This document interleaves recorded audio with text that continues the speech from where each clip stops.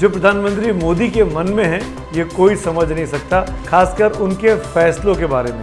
वो लोगों को चौंका कर बहुत बार कई फैसले कर चुके हैं। 370 का हटा देना, नोटबंदी अचानक लागू कर दी, जीएसटी को लेकर अचानक बड़ा फैसला कर दिया। उनके जो विरोध करने वाले लोग हैं वो उनके खिलाफ माहौल नहीं बना पाते। ये जो सरप्राइज करने वाला एलिमेंट है पीएम मोदी के अंदर, ये हम सब राजनीति के छात्रों को बता भी देता है कि दरअसल उनको कोई नहीं पढ़ सकता।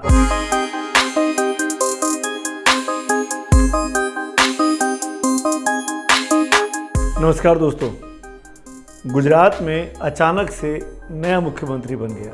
अब सवाल ये खड़ा होता है कि भूपेंद्र भाई पटेल के मुख्यमंत्री बनने पर आज मैं आपके साथ चर्चा क्यों कर रहा हूँ। उनका नाम तो कल ही तय हो चुका था। चर्चा इसलिए करना पड़ रहा है और मुझे लगता है कि चर्चा होनी भी चाहिए इस देश में, वो है Narendra Modi brand of politics की। जिस तरीके से प्रधानमंत्री मोदी अपने फैसले करते हैं वो वाकई में सबको चौंका के रख देते हैं। और इस बात को कहने में मुझे कोई गुरेज नहीं कि कोई भी कितना भी बड़े से बड़ा अपने आप को खबर नफीस मांगे, पत्रकार माने, अपने आप को कहे कि वो पॉलिटिकल सर्कल्स में सबसे अधिक अटैच्ड है, क्लोज है, सारी जानकारी उसके पास होती है, ये गलत होगा। किसी के पास कोई जानकारी नहीं होती है। जो प्रधानमंत्री मोदी के मन में है, उनके दिल में जो छुपा है, ये कोई समझ नहीं सकता, खासकर उनके फैसलों के बारे में। चौंकाने में प्रधानमंत्री मोदी को जैसे मज़ा आता है। वो लोगों को चौंका कर बहुत बार कई फैसले कर चुके हैं। आज इसी विषय पर मैं आपसे डिटेल में बात करने वाला हूँ कि आखिरकार ये है क्या, ये कौन सी पॉलिटिक्स है मोदी की, और ऐसा करके प्रधानमंत्री मोदी को क्या मिलता है, वो क्यों ये करते हैं, हम इसका विश्लेषण भी करेंगे। पहले कुछ फैसले जिसके जो बीते 7-8 सालों के उनके कार्यकाल में प्रधानमंत्री के तौर पर हम सबको हतप्रभ कर गए, चौंका गए। और ये इस बात से आप इनकार नहीं कर सकते कि भूपेंद्र पटेल जो कि पहली बार के एमएलए हैं, जब विधायक दल की बैठक हो रही थी तो उस बैठक दल में वो चौथी 5वीं पंक्ति में सबसे पीछे कोने में बैठे हुए थे। उनको नहीं पता था कि उनका नाम आएगा, उनको मंच पे बुलाया जाएगा और वो मुख्यमंत्री हो जाएंगे, और आज उनकी शपथ हो गई। ये सब कुछ कैसे उनकी किस्मत पलटी, ये सिर्फ 24 घंटे में हो गया। उनके परिवार में किसी को नहीं पता। गुजरात के जो मुख्यमंत्री रहे रूपानी साहब, जो डिप्टी सीएम रहे नितिन पटेल, उनको कानों कान खबर नहीं रही। और अचानक से एक अनजाना सा एमएलए कह लीजिए आप, जो कि उस विधायकों के एमएलए की भीड़ में शायद सबसे कम नोन था, सबसे कम जाना जाता था, जिस पर कोई गैस नहीं कर सकता था, वो मुख्यमंत्री बन जाता है। अब क्यों बनाया गया उसकी 1-2 लाइनें उस पर भी बोल देता हूँ। कड़वा पटेल कम्युनिटी से आते हैं और बीते बार जितने मुख्यमंत्री दिए हैं गुजरात में बीजेपी ने, जो कि पटेल कम्युनिटी के थे, वो सब लेउआ पटेल थे। चाहे उप मुख्यमंत्री नितिन पटेल की बात कर लीजिए या फिर आनंदीबेन पटेल की बात कर लीजिए। तो एक कड़वा पटेल जो कम्युनिटी है, कड़वा पटेल जिसको कहते हैं, उसको साधने के, उसको साथ रखने की कोशिश है। और विजय रूपानी जो कि जैन समुदाय से आते थे, जैन समुदाय को पूरे 5 साल मुख्यमंत्री के तौर पर कामकाज करने का वक्त मिला। अब क्योंकि पटेलों के पीछे बीजेपी के खिलाफ माहौल बन रहा है, हार्दिक पटेल कांग्रेस की अगुवाई लड़ रहे हैं, आम आदमी पार्टी गुजरात में जा रही है, उसने भी पटेलों को एम्पावर करने की बात की है। पटेलों का अच्छा खासा दबदबा है। उस चीज़ को बैलेंस आउट करने के लिए भूपेंद्र पटेल जो कि नॉन कंट्रोवर्शियल हैं, बहुत ही सीधे साधे भले और मृदु वक्ती कहे जाते हैं, उनका नाम आता है। पहली बार एमएलए बने हैं, कभी मेयर तक नहीं बने, कभी किसी बड़े पद पर बैठे नहीं, कभी मंत्री नहीं बने, उनको ये जिम्मेदारी मिल जाती है। ऐसे ही उत्तराखंड में हुआ था, जब त्रिवेंद्र सिंह को हटाया और तीरथ सिंह रावत को भेजा, तो तीरथ सिंह जो कि उस बैठक में मौजूद थे, उनको नहीं पता था कि मंच से उनका नाम अनाउंस होने वाला है। फिर जब तीरथ सिंह के साथ पार्टी को लगा कि इनके जो बयानबाजी है वो पार्टी के लिए उल्टी पड़ रही है उत्तराखंड में, उनको भी हटा दिया अचानक। और एक ऐसे व्यक्ति को दिया, पुष्कर सिंह धामी, जिसके बारे में कोई सोच ही नहीं रहा था। बिल्कुल यंग एमएलए पुष्कर सिंह धामी, जो कि धारचूला जैसे इलाके से आता है। सेम चीज़ कर्नाटक में की, बोम्मई साहब को बना के तमाम बातें चल रही थी, इसका नाम उसका नाम, कि किसी कोई भी नाम सच साबित नहीं हुआ, और आखिरकार बोम्मई साहब बन गए वहाँ पे। ऐसे चौंका देना, हतप्रभ कर देना नरेंद्र मोदी जी की राजनीति की बहुत बड़ी खासियत है।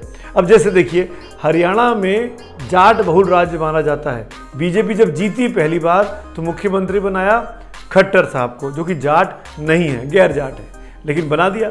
महाराष्ट्र में मराठाओं की राजनीति है, वहाँ मराठाओं को साथ रखकर चलने की सब पार्टियां कवायद करती हैं, कांग्रेस, एनसीपी, ठाकरेज, लेकिन बीजेपी ने देवेंद्र फडणवीस को बना दिया जो कि नॉन मराठा थे। इसी तरीके से झारखंड की बात करें जो कि आदिवासी बहुल राज्य है, आदिवासी मुख्यमंत्री बनते हैं। बीजेपी के पास अपने बड़े आदिवासी चेहरे हैं, लेकिन उनको नहीं बनाया, वहाँ पे रघुबर दास को बना दिया था। तो जिस तरीके से प्रधानमंत्री मोदी सोचते हैं, काम करते हैं, वो शायद किसी को समझ में नहीं आता, और ये उनकी सफलता का बहुत बड़ा राज है, क्योंकि उनके दिमाग में क्या चल रहा है ये कोई नहीं पढ़ सकता। ये सिर्फ वही जानते हैं और किसी के साथ शेयर नहीं करते आखिरी मौके तक। चाहे अब आप अगर नीतिगत फैसलों की बात करें, 370 का हटा देना किसी ने सोचा था हो जाएगा, लेकिन सरकार बनने के 3 महीने के भीतर 2019 में करके दिखा दिया। इसी तरीके से नोटबंदी अचानक लागू कर दी, जीएसटी को लेकर अचानक बड़ा फैसला कर दिया। ये तमाम नीतिगत फैसले भी प्रधानमंत्री ने इस तरीके से किए कि उनके जो मुखालफत करने वाले लोग हैं, उनके जो विरोध करने वाले लोग हैं, वो उनके खिलाफ माहौल नहीं बना पाते। और जब तक वो माहौल बनाते हैं, कोई मूवमेंट खड़ा करते हैं, कोई आंदोलन खड़ा करते हैं, तब तक चिड़िया खेत चुग गई होती है, तब तक चीज़ें बदल चुकी होती हैं। चाहे वो आप देखिए किसानों का प्रोटेस्ट चल रहा है, लेकिन प्रधानमंत्री मोदी सब कुछ कर चुके हैं, बिल पास हो चुका है, संसद के दोनों सदनों से राष्ट्रपति उस पर हस्ताक्षर कर चुके हैं, नोटबंदी को देखिए लागू हो चुकी है, जीएसटी को देखिए लागू हो चुकी है। अब आप कितना भी हंगामा करते रहें, लेकिन क्योंकि विपक्ष की बात है, वो इंगेज तो करेंगे, लेकिन अपने लेवल तक इंगेज करेंगे, अपने अपोजिशन को उस लेवल से अधिक नहीं करेंगे जहाँ पे कोई उनको झुका सके। और शायद इसीलिए वो अपने फैसलों को अपने दिल से छुपा के रखते हैं, दिल में छुपा के रखते हैं, बताते नहीं हैं। ये सब खासियत है प्रधानमंत्री मोदी के फैसला करने की। तो मैं ये कहता हूँ कि जो सरप्राइज करने वाला एलिमेंट है पीएम मोदी के अंदर, ये हम सब राजनीति के छात्रों को, और हम सब जो अपने आप को मानते हैं कि हमको राजनीतिक जगत की बहुत खबर होती है, बहुत सुध बुध होती है, ये हमको आईना भी दिखा देता है। ये हमको बता भी देता है कि दरअसल उनको कोई नहीं पढ़ सकता। आप किसी भी नेता को पढ़ सकते हैं, लेकिन प्रेजेंट पॉलिटिकल स्पेक्ट्रम में जितने नेता हैं उनके मन में आप क्या है जान सकते हैं, लेकिन प्रधानमंत्री मोदी के मन में क्या है ये आप नहीं जान सकते हैं। और इसीलिए हमेशा आपको आश्चर्यचकित कर देते हैं, चौंकाने वाली राजनीति इसको मैं कहता हूं, वो करते आए हैं। एक चीज़ और कहना चाहूँगा, इसका विश्लेषण जब हम करते हैं तो अब आप सोचेंगे इसका फ़ायदा क्या है।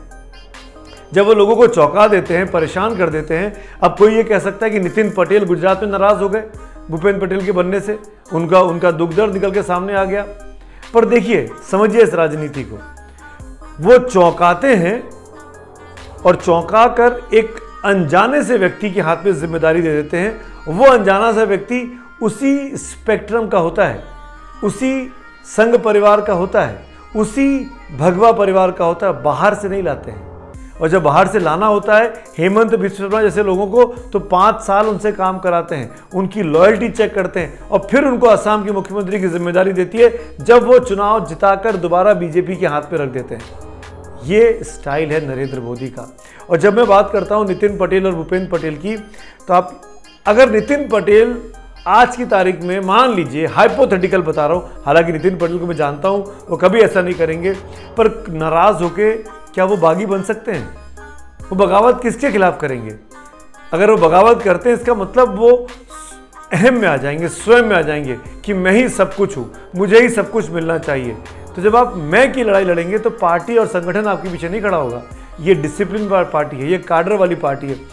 पार्टी के काडर से एक अनजाने से एमएलए को निकालकर मुख्यमंत्री बना देना, चाहे वो खट्टर हो, चाहे वो भूपेंद्र पटेल हो, चाहे वो देवेंद्र फडणवीस रहे हो, ये दिखाता है कि बीजेपी नेतृत्व जो है वो यंग टैलेंट को, अननोन टैलेंट को, लॉयल टैलेंट को आगे करना चाहता है। तो जो यंग हो, जो लॉयल हो, जो पार्टी और संगठन के लिए डेडिकेटेड रहा हो, उसके खिलाफ बगावत कैसे हो सकती है? और बगावत होगी भी तो वो इंडिविजुअल की होगी। वो एक व्यक्ति कर सकता है कि उसको वो चीज़ नहीं मिली, पर वो व्यक्ति के पीछे पूरा संघ परिवार खड़ा होगा या पूरा उसकी कम्युनिटी खड़ी हो जाएगी, ये असंभव सी बात है। और इसीलिए ये तमाम एक्सपेरिमेंट जो प्रधानमंत्री मोदी ने किए हैं उनको कामयाबी मिली है। वो सफल एक्सपेरिमेंट माने जाते हैं।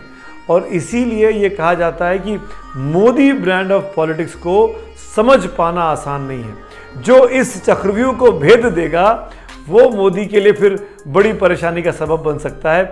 पर अभी तक तो आज तक ऐसा चेहरा, ऐसा व्यक्तित्व समझ में नहीं आता जो मोदी को दिल से, मन से उनके इस व्यक्तित्व को भेदने की हिम्मत रखता हो। और एक और चीज़ प्रधानमंत्री मोदी के बारे में कहूँगा, कुछ फैसलों के बारे में राष्ट्रपति हो चुके हैं कोविंद साहब, उनका टेन्योर अगले साल पूरा होगा।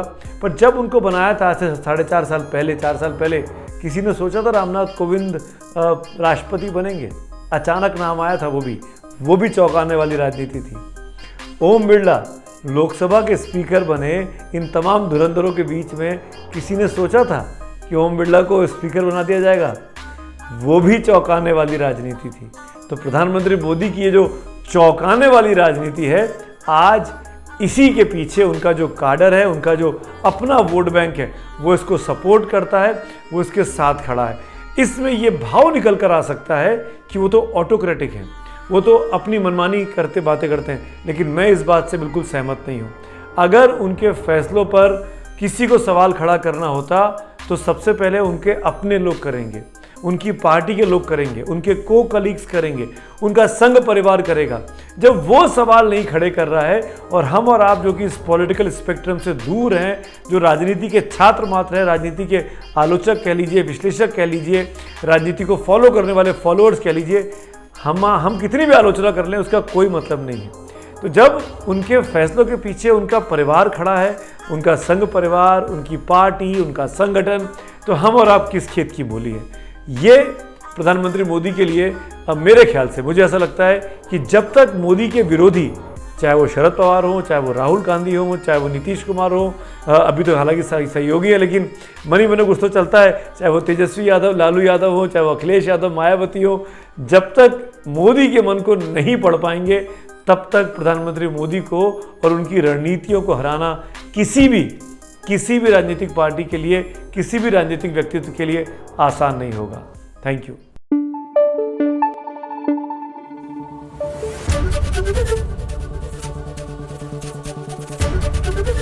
एबीपी न्यूज आपको रखे आगे।